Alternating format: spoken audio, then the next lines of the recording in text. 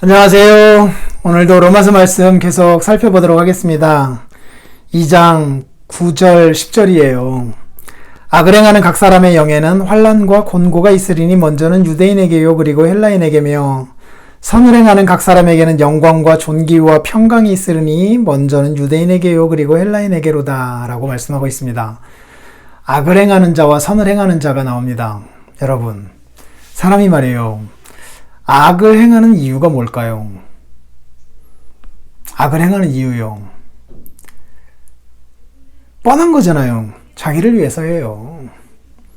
자기를 위해서, 자기의 이익을 위해서, 유익을 위해서 그 일을 하는 거잖아요. 그런데 오늘 성경은 명백히 말합니다. 악을 행하는 것은 자기에게 유익이 안 된대요. 자기에게 이익이 안 된대요.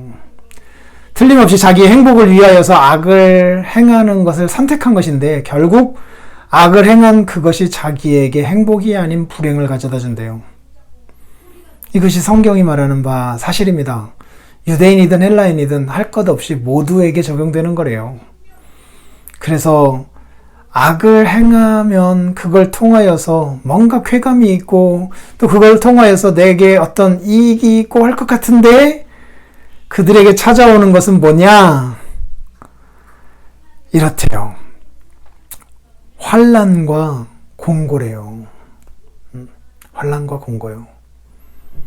악에는 악이 계속 뒤따르게 되어 있고요. 그리고 거기에는 근심이 그칠 날이 없는 거예요. 괴로움이 그칠 날이 없어요. 그 길이 악을 행하는 길이니까 하나님이 그 길 가지 말라고 우리에게 말씀하시는 거래요.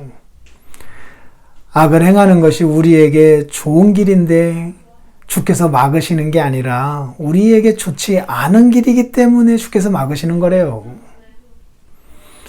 하나님이 말씀하신 율법을 따라 사는 것이 우리에게 유익하니까 우리에게 주신 거래요.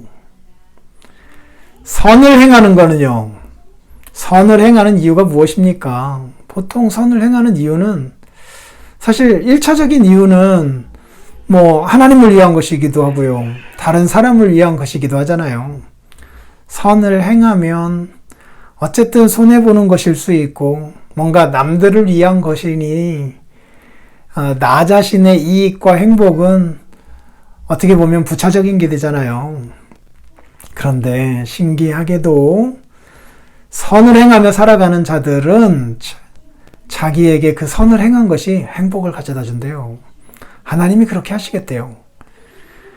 그래서 선을 행하는 각 사람에게는 영광과 존귀와 평강이 있으리니 유대인이든 헬라인이든 다 마찬가지이다 라고 말씀하고 있어요. 하나님을 위하여 그리고 다른 사람을 위하여 선을 행한 것인데 사실은 그것이 그 자기를 위한 거래요.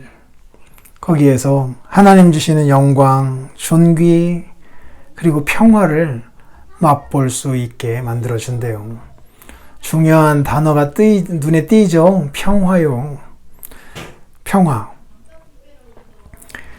그러니 악을 행하면 언제나 평화가 없고요. 곤고가 계속 따르는 거예요.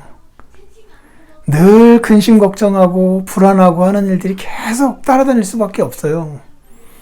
선을 행하는 자에게는 하나님께서 평강을 주신대요.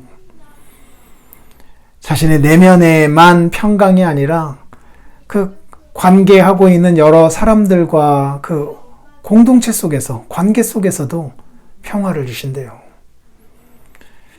죄 짓고 살아갈 때는 늘 불안합니다. 그리고 마음이 곤고해져 가요.